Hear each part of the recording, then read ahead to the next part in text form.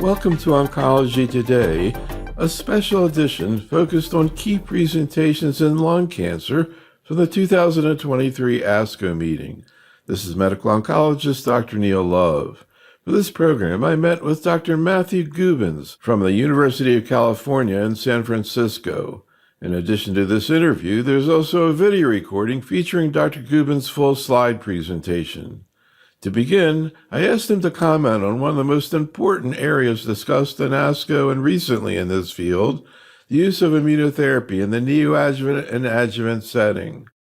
It's been an exciting time, but we're at the frontier and trying to grapple with these big data sets.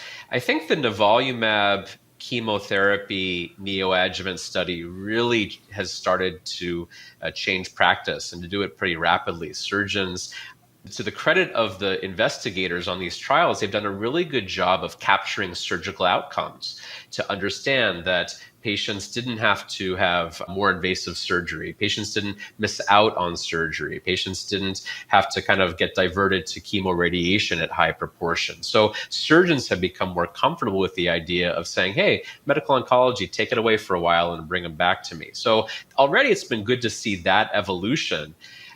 But then the question has always been, it's an easy question if you have a patient with a pathologic CR. It's exciting when you get that result back, you congratulate the patient, and I often don't give any further therapy because we already gave the neoadjuvant. But now that perioperative will be on the table without head-to-head data, we're really going to struggle with this. And I have a healthy humility for a year of immunotherapy. It's tolerable for most, but it's not non-toxic. There is a cost to it that's real. And as of yet, these data aren't that mature. Now, if we start seeing, granted always with the caveats of cross-trial comparison, if we see those survival curves looking more robust when there's the adjuvant component as well, I think that will move some hearts and minds. Right now, they look almost superimposable. So I think that you're kind of left with having to go your own way if we get the FDA approval, which I assume is coming. I think some of the discussion will be around what can we learn from the PCRs. And I think that might be an easier case. You have a PCR, maybe you get to spare the patient the extra year. What if you have a major pathologic response? What if you have no response at all? Is it just a matter of 3 or 4 cycles wasn't enough and maybe a year is the salvage? That I have very little faith that patients who have no response after 3 cycles of chemo need any more chemo, but there's a better argument to be made for the post-operative immunotherapy, maybe. But that's where I think for now, what I wonder is if there will be a move to say, well, let's do belt and suspenders. I have the option. I don't want to be faulted for undertreating. So long as patients tolerating it, we'll give the perioperative approach. I could imagine that being kind of the set it and forget it approach for some folks. I can also see a lot of opportunity for shared decision making again to really say, hey, here's where the data fail us a bit. Here are the curves. There doesn't seem to be much of a difference. If you got a good response up front, maybe we'll spare you the therapy on the back end. We need to learn more about who it is that doesn't have a path CR or an MPR. We need to learn more about how these patients do with longer survival follow-up. It's an exciting time, but we're going to have data sets coming on both sides, perioperative and some more neoadjuvant. And so I think we're going to have a transitional time and for a few years where we're not really sure which one's superior. So I just sort of had an image that this was a webinar, and I look up at the chat room, and there are 5 people who say, what about cell-free DNA? Because, it's all over oncology, and this, in colon cancer, they're already ahead of you. But what about cell-free DNA in lung cancer in this kind of situation? Right. I think that's going to be a great opportunity. I know several of these trials have collected these data, so we'll be seeing this refinement of how do the people with persistently positive ctDNA do versus those who don't, and maybe that's where the post-operative curves start to splay, and maybe that will be informative in how we, in the absence of head-to-head data, choose to give more intensive or less intensive therapy. But I think for now, I would think of it more as an opportunity to de-intensify. If you have a PCR and you're ctDNA negative, what a nice opportunity to not have to bother with more therapy on the back end. But again, if they're ctDNA positive, maybe we gave you the wrong stuff neoadjuvantly, and we need to figure out how to change the therapy on the back end to do a better job of eradicating the micrometastatic disease. So I think there's a lot of potential there, but we are very far from the day where I know how to use the ctDNA in clinic, even though it's available to me.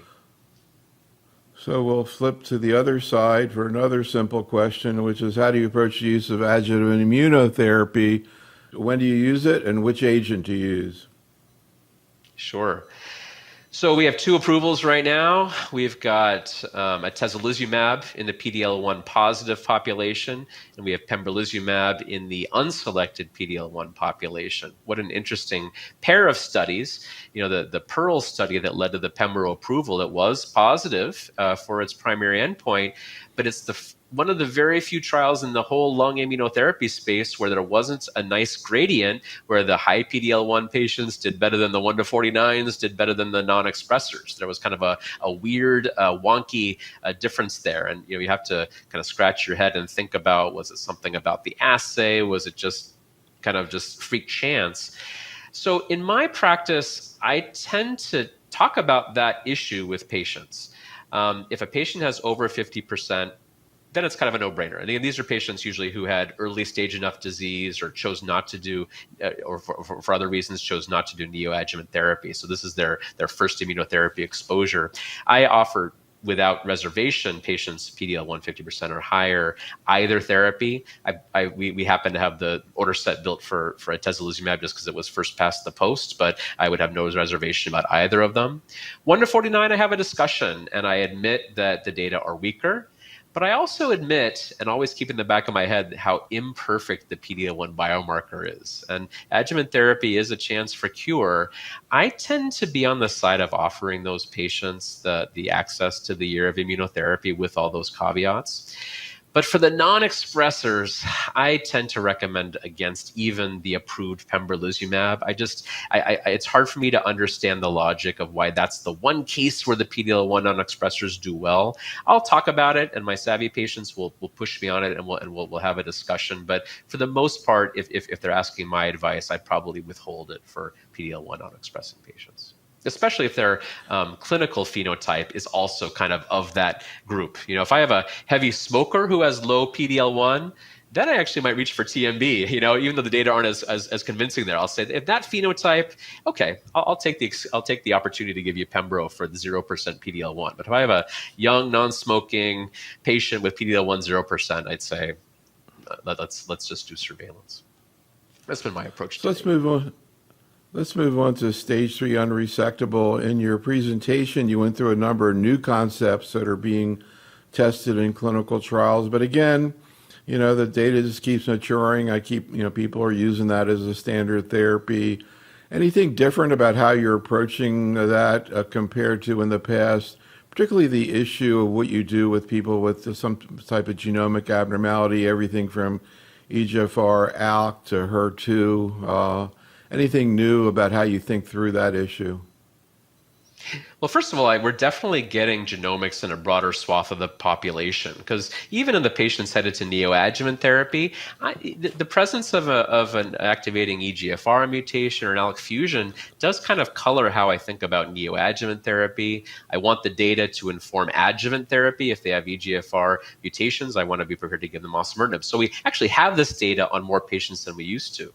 Pacific, you didn't have to have the data. If they happened to have it, they reported EGFR and ALK, and they were allowed on the trial.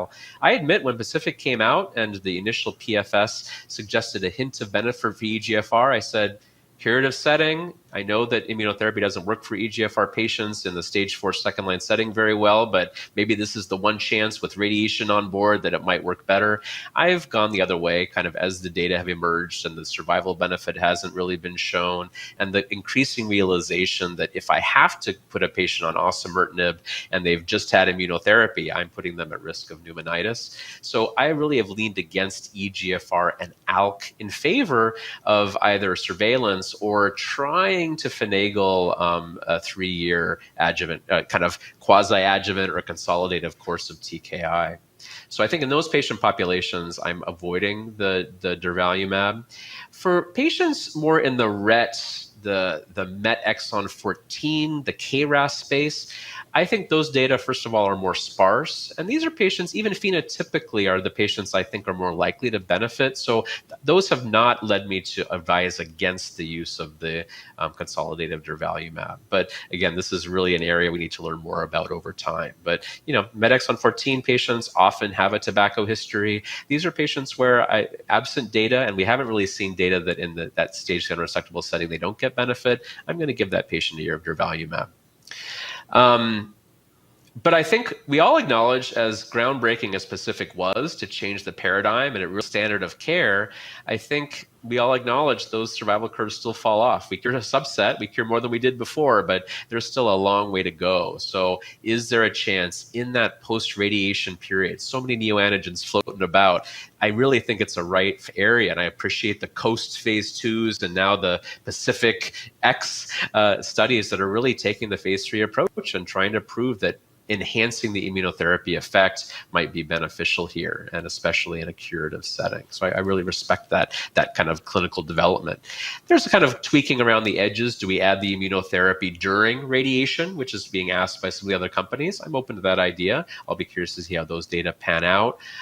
Do we use it even earlier in the course? I think these are kind of some more subtle questions to be sussed out as well. But I think it's an important area to be looking at these novel combinations, but also to learn more about how the genomic alterations may play into the situation. What about other alterations in terms of whether you go with the durvalumab, for example, RET? RET, I tend to give the durvalumab. I think this EGFR and ALK, we have enough of the stage 4 data that suggests single agent activity isn't that good. The preliminary data from Pacific, not that good. But for the other alterations, which really weren't measured or there were no patients on Pacific, I'm still going to give the benefit of the doubt in the curative setting. I'm also, as much as we've got nervous about osimertinib with immunotherapy, that's not true across all the TKIs, right? Our colleagues in GU give their TKIs with immunotherapy all the time. So I'm less worried about that safety implication that I have to worry about for EGFR patients in particular. Although their TKIs are usually VEGF, I don't know if that makes a difference or not. Fair enough. But, that's fair. That's fair. But I think that it may well be an osimertinib specific issue too. So I'm not as shy about it, I'd say. But I think it's also important as we do more genomics, again, how did those patients do in the neoadjuvant setting? Obviously there's neoadara. We're going to give those patients osimertinib. But for the METs, for the RETs, for some of the KRAS patients who have STK co-alterations, are we going to see differential benefit from the neoadjuvant immunotherapy combinations? These are really going to be data that these great phase 3 trials need to show us the subgroups and help us understand better. Well, also the idea of neoadjuvant targeted therapy. I know there was a trial where they were going to give a neoadjuvant targeted therapy. I think it was mainly EGFR and ALK to people with locally advanced disease before they got chemoradiation to decrease the tumor bulk, and that trial never sort of happened, but it always seemed like kind of a cool idea. Would you mentioned that you would consider TKI rather than durvalumab? So, for example, osimertinib. What about ALK? I haven't been lucky as yet. That hasn't come up that often in my practice, but a couple of times, one time the patient opted for surveillance anyway. One patient we tried for consolidative ALK inhibitor, and we got turned down by insurance, and we just decided to ride it out. That patient's actually 3 years out on surveillance, so maybe in the end he was cured by the initial chemoradiation. So, phew. The LAURA data will come out soon. LAURA, of course, being the consolidative osimertinib after chemoradiation. But that one I don't feel bad asking insurance for. I mean, it's when you think about it logically, we give 3 years of adjuvant osimertinib to stage 1 through 3A resectable. I give infinite osimertinib to stage 4 or even stage 3C that's not radiatable and beyond. Why would I avoid that little sliver in the middle? They're at very high risk of recurrence. So I'm willing to offer it if I can get my hands on it. But I'll look forward to Laura to flesh that out. But kind of the same idea, I posed this at one of our conferences.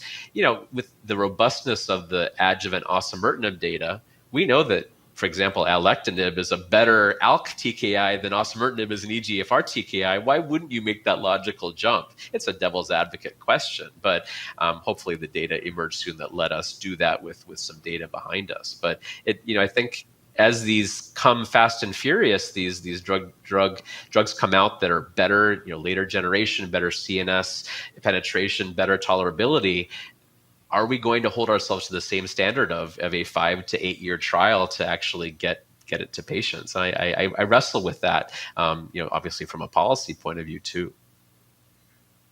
That was actually my next question, and I've been asking you and a lot of other people that for a long time.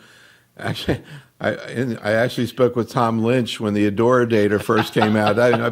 He was He said, "Oh, you've been asking this for since 2005." But you have been. Anyhow, but anyhow, I was just kind of curious because now you got the survival data. I mean, I wonder if there were people who thought maybe it was survival data wasn't even going to be there, let alone hazard rate close to 0.5. Which is really interesting, let's just say. And I would imagine that would make people think even more about the idea of, are we going to wait 7 years for everything else to catch up? I was kind of surprised by that hazard rate. What did you think? I was also surprised and gratified. Again, there was a lot of debate in our world about what patients saw on progression. And that is a fair criticism to level. We don't want to let a sponsor, if you will, get away with getting patients inferior treatment at progression. But it's just the nature of how the field advanced in the course of the conduction of this trial. So there's a there. Even if everyone was 100% crossover to osimertinib, it was still going to be a robust hazard ratio, one would think. So yeah, I was very pleased about that. And again, you've been asking Tom Lynch from for over a decade. He was also playing with the earlier goes. These were earlier generation drugs that were more toxic, not CNS active. I think when we only had the PFS data for Adara, not yet the OS data, and we were grappling with, well, do you really want to give it if you're not curing?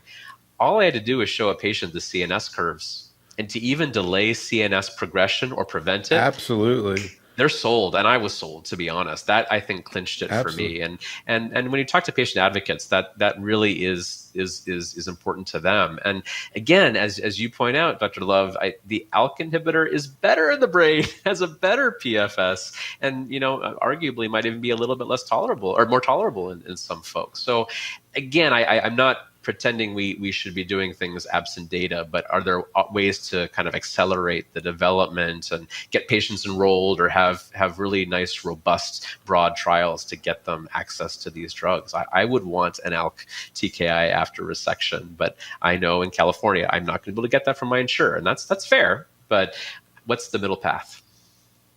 So I want to pick up on a few things that you got into in your talk and just expand a little bit. One thing in terms of first-line therapy for metastatic disease in patients without targetable mutations, because we were talking about the trial looking at performance status 2 patients, for example, durvalumab, et cetera. And I'm just kind of curious where you are in terms of PD0 patients nowadays. I hear more and more people, talking about anti-CTLA-4 and PD-1 in that situation. Is that something you're thinking about more?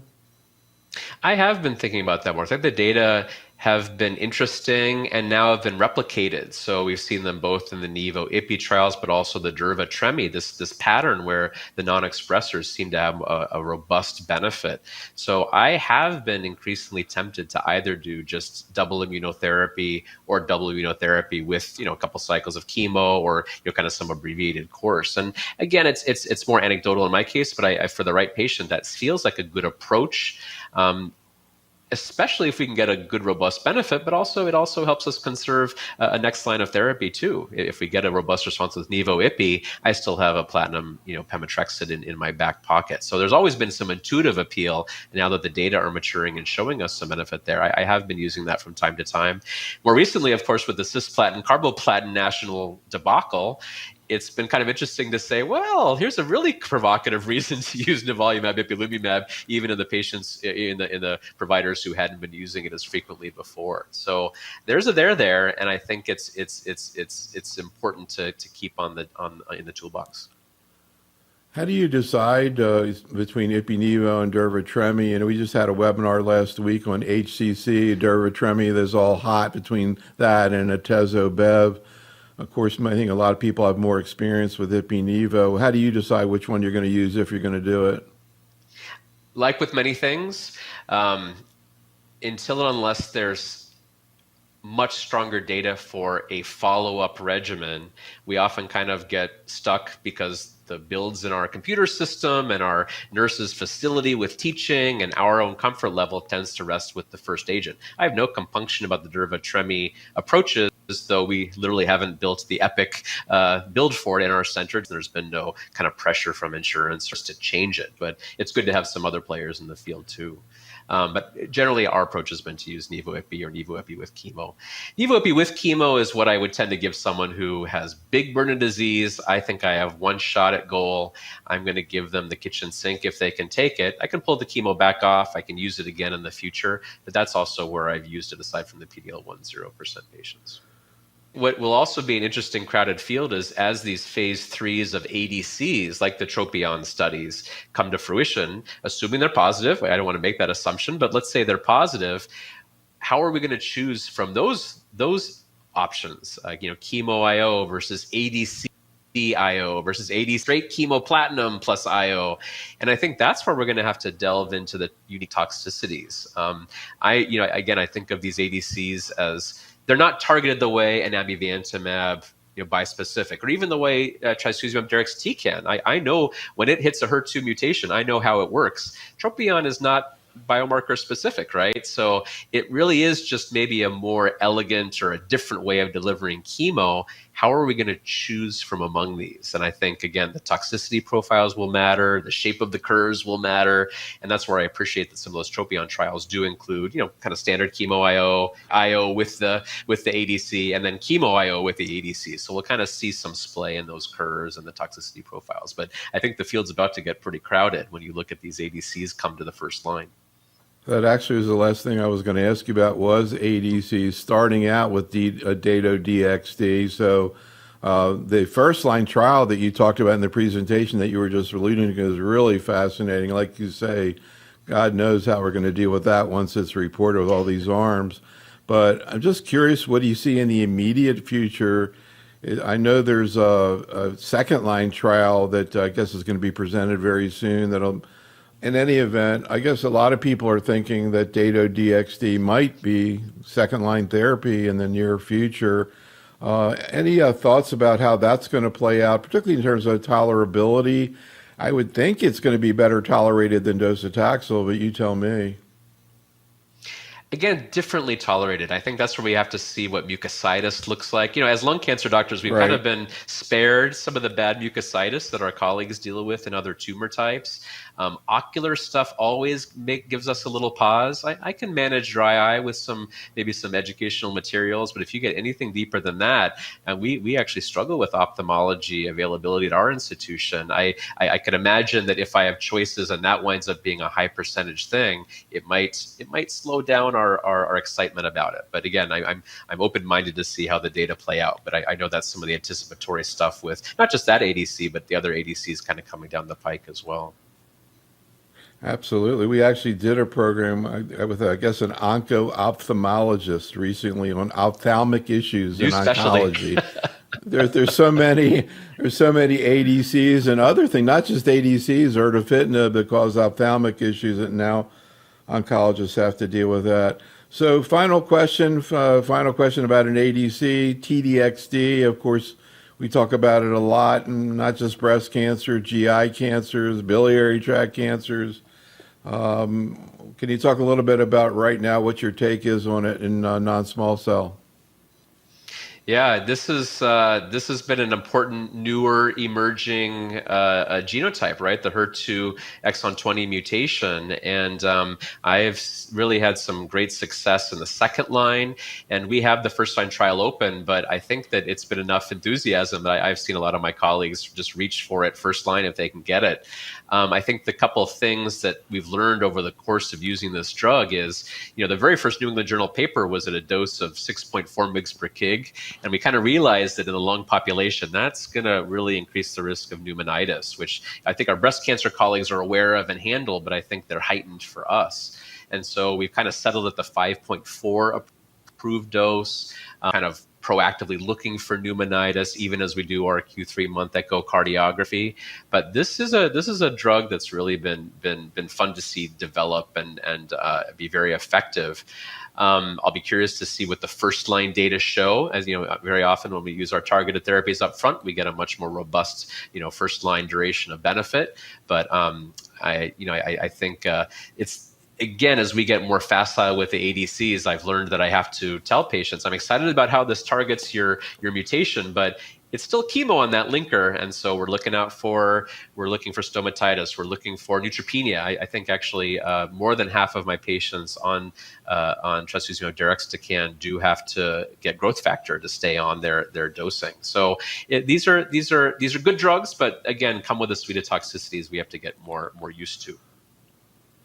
And I think the other space in lung cancer, we're looking forward to understand not just the HER2 mutated patients, but there's a whole set of patients who have HER2 amplification. And Bob Lee has done a lot to kind of figure out that difference. And is it this generation of HER2 targeted therapies or the next TKIs or other designed ADCs that will be more effective against those HER2 amplified or overexpressed patients, kind of the way that the breast cancer world is seeing a broader swath of patients become eligible over time. We're not quite there yet. Yeah, and that also brings up the issue that first came out with breast cancer. I'm starting to see it in others, which is so-called HER2 low. So 1 right. or 2 plus without FISH amplification, where they see really good responses. I'm assuming they're going to look at that in lung and GI cancers and everything else, but I haven't seen anything on that yet, at least in lung cancer. Have you? We'll see what happens. No, I think they've really just looked at the really highly overexpressed patients. I think these agents aren't going to be effective against more of the low HER2, but again, maybe future agents or combinations might be a way to exploit that. So one other thing I was curious about, particularly as it relates to small cell and new research, is the role of SLFN11 and other emerging biomarkers. Yeah, to be honest, this is all really early work. I think there's been a lot of news lately, especially out of MD Anderson and MSK, looking at subtypes of small cell lung cancer driven by the genomics. And I think what's interesting is one of these 4 subtypes is the subtype of small cell lung cancer that tends to have the most robust benefit to immunotherapy. Now, it's not strong enough for us to not give immunotherapy to the other 3 subtypes, but again, we need to get to the bottom, that kind of get to the biology of why these small cell variants kind of respond differently, and if we have to use different strategies. PARP inhibitors in some maybe, and SLFN11 is one of these biomarkers of the subtype that may benefit more. But I think we've kind of, even as we've added immunotherapy to the initial chemotherapy, even there, the response rates and the duration of benefit, the tails on the curve, haven't been as robust as you might expect for such a hyper-mutated tumor, right? So I think that this work to try to get the preclinical side of things understood to eventually lead to more precision-based approaches is important, but very, very nascent.